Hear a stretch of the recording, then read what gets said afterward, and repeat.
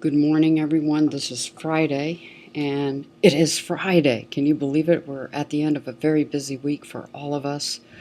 Some of you have completed your projects, some haven't. Don't worry about not having completed them. You've got time. And just let me know if you need any support with them. Session 4 was really interesting. You raised some very interesting questions in regards to teacher readiness, student readiness, teacher presence. And these are elements that we're going to start addressing in Session 5. So it seems that you are predicting almost the skills that you need in order to be successful, and they're right ahead of you in this coming week. So you are foretellers.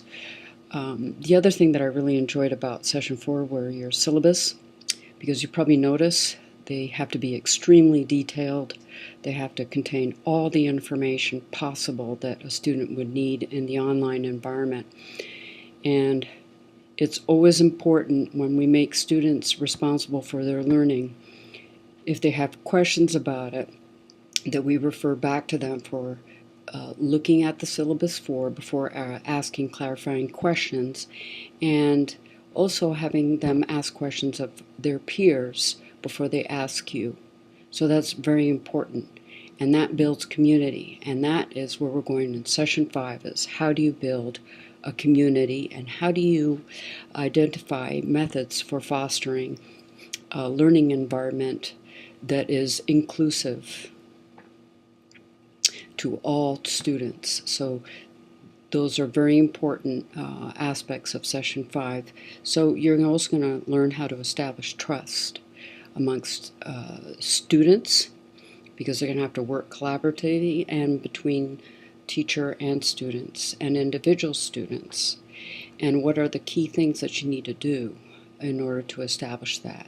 Research shows that over time, the more time you have with students, the higher the percentage of trust that is built within that community.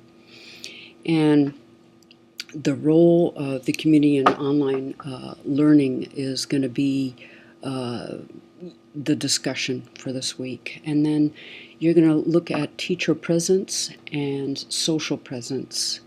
So it goes exactly at what the questions you raised. And you're going to develop a project, which is creating presence in the online environment using a video of yourself, where you might introduce your syllabus or a module or a unit or whatever it might be. And then you're going to look at synchronous communication and instruction, asynchronous collaboration and how do you manage that, and useful collaborative technologies for community building. And you'll have a project with the Professional Learning Network diagram that will make you aware, like it did for me at least, of what tools do you use to communicate, collaborate, aggregate information, and stay in touch. So that was interesting for me, because I noticed that a lot of things were overlapping, like my social network and my professional network. There are tools that I use in both areas, and then there were ones that were specific to work and specific to my personal network. And then I noticed that some of the peers in my cohort were using another tool that I had never used, and so that has been my target, that one tool that I've decided to adopt and use. And I guess I'll be swapping in and out of tools as everybody else is, to align myself with my audience's requests for how they want to communicate. And that is a critical thing, is making sure that you offer other means of communicating and working outside of, for an example, the Haiku portal system. And that's why at the beginning I offered you Twitter and some other tools. So it's that constant alignment and awareness of what your audience really wants to use to do their work. And it becomes really important with K-12, down to the point where you want to be able to personalize that. Maybe not at the beginning, but as you get more comfortable, you probably will end up doing that.